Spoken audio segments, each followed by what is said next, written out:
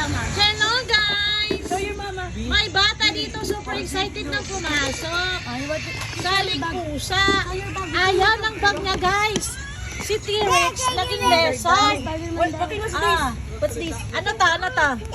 Lezard! Anda! Forbidang Bisaya. Lezard! Si T-Rex naging lezard. Pero sa bagay, kamag-anak siya ng lizard, di ba? Malaking lizard. Tapos pinagyayabang niya yung ano niya, keychain niya, Spider-Man daw. Ayan. Ito guys, siya lahat ang namili. Pumunta sila sa National Bookstore kahapon. Ayan. Wow! Big crayons! What's that? Ay! Ano yan? Tatomeyon? Patingnan tatomeyon. Cocomelon! Okay, agoy, excited. Pero, ay, anong color yan? Anong color yan? Ito daw, anong color daw to? Anong color yan? Ano daw? Anong color yan? Anong color yan? Anong color niyan? Ha? Melon daw. Cocomelon uli? Ato, show mo. Lahat na lang cocomelon eh.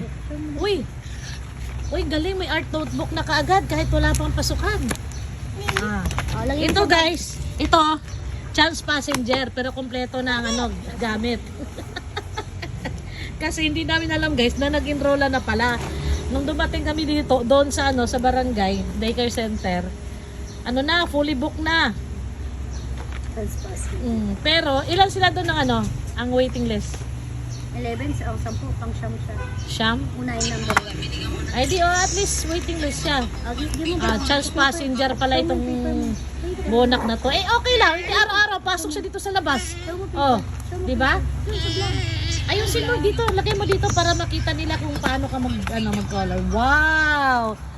Ano yan? Color red. Red. It's red. Ay, wala, nasira. May notebook. Show your notebook, okay?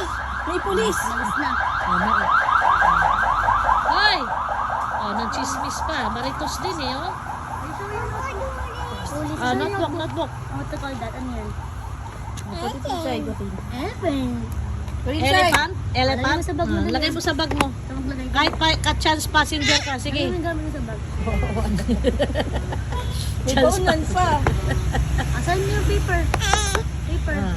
Di ba? Ang laki-laki pa ng lizard niya. O si T-Rex. O, saan ka pa? Lizard. Eraser. Isang notebook lang? Wala naman talaga dapat sa notebook eh. Siya lang kumuha. Bakit ba nangingilam? Mga super mom, super excited siya. Hindi niya alam chance passenger lang siya. Pencil pa siya dito. Bye!